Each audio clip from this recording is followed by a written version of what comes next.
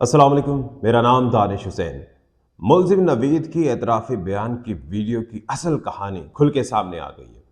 इस CCTV footage ने सब कुछ अयां कर दिया है और मुबैना तौर पर इस सीसीटीवी फुटेज के मुताबिक डीपीओ गुजरात एसएचओ को ये हिदायत करते हैं कि मुलजिम नवीद का एतराफ़ी बयान रिकॉर्ड किया जाए। इससे बहुत सारी मुहर्रिकात है, बहुत सारी चीज़ें हैं जिस पर रोशनी डालना लाज़मी मलज़ूम है। लेकिन उससे पहले ये सवाल भी पैदा होता है कि ये सीसीटीवी फुटेज कब लोगों के सामने आई, मंजर आम पर आई। जेआईटी ने क्या इस फुटेज को देखा और उसके बाद क्या कार्रवाई हुई डीपीओ गुजरात या एसएचओ के खिलाफ। एसएचओ के बारे में तो अब आ रहा है कि उनके खिलाफ तादीबी कार्रवाई होगी, लेकिन जिस तरह से फवाद चौधरी ने गुज़िश्ता रोज़ इल्ज़ाम आयद किए हैं डीपीओ गुजरात पर, तो क्या उसके हवाले से भी ये कार्रवाई होगी? क्योंकि उन्होंने तस्करा किया था कि डीपीओ गुजरात का मोबाइल फ़ोन जो है उसकी फोरेंसिक होना चाहिए, लेकिन जेआईटी ने जब डीपीओ गुजरात से फ़ोन मांगा गज़नफ़र अली शाह साहब से, तो उन्होंने मोबाइल फ़ोन फोरेंसिक के लिए देने से इनकार कर दिया है। लेकिन इस सीसीटीवी फुटेज में चीज़ें बिल्कुल सामने आ रही हैं। 3 नवंबर को ये वकूआ रोनमा होता है और 3 नवंबर को ही ये एतराफ़ी बयान रिकॉर्ड किया जाता है, महज चंद घंटों के बाद। इस सीसीटीवी फुटेज में शायद आपको क्लियर ना हो रहा हो, लेकिन इसमें जो टाइम है जिस वक्त ये एतराफ़ी बयान रिकॉर्ड किया जा रहा था, वक्त था 5:28, तारीख थी 3 नवंबर 2022।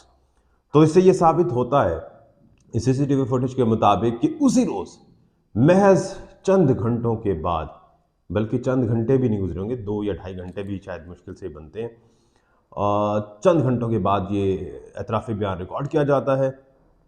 डीपीओ साहब मुबैना तौर पर एसएचओ साहब को कहते हैं कि ये बयान रिकॉर्ड करें। फिर गज़नफ़र अली शाह साहब जो डीपीओ गुजरात हैं, वो अपना फ़ोन देते हैं एसएचओ साहब को। एसएचओ साहब वो रिकॉर्ड करते हैं एतराफ़ी बयान और डीपीओ साहब हिदायत जारी करते हैं। उनकी सुपरविजन में, उनकी निगरानी में, उनकी हिदायत के ऐन मुताबिक यह एतराफ़ी बयान रिकॉर्ड किया जाता है और उसके बाद इसे वायरल कर दिया जाता है, बग़ैर किसी कार्रवाई के, बग़ैर किसी इन्वेस्टिगेशन के, बग़ैर किसी जेआईटी के। इतने हाई प्रोफाइल केस की जो एतराफ़ी बयान की वीडियो वायरल की जाती है और उसके बाद जो चीज़ें सामने आई हैं वो आप सबके सामने हैं। साथ साथ फवाद चौधरी ने एक ये भी इल्ज़ाम आयद किया था कि उस जगह का एरिया या बैकग्राउंड चेंज कर दिया, या यूँ कह लीजिए पेंट चेंज कर दिया, डिज़ाइन चेंज कर दिया था, जो दूसरी वीडियो बनी थी। और उम्मीद है कि दूसरी वीडियो भी बहुत जल्द आने वाली है, जो कि सीजीडी के ऑफिस में रिकॉर्ड की गई थी। ये डीपीओ के ऑफिस में ही, आरपीओ के ऑफिस में ही रिकॉर्ड की गई थी ये वीडियो, जो कि मुलजिम नवीद की थी, जो अब सामने आ चुकी है और आने वाले वक्त में और बहुत सी चीज़ें सामने आएंगी।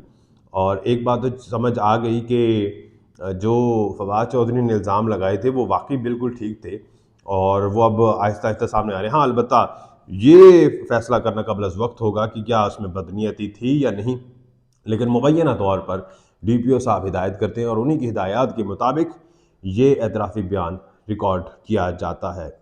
दानिश हुसैन को इजाज़त दीजिए, अल्लाह ने के पानी।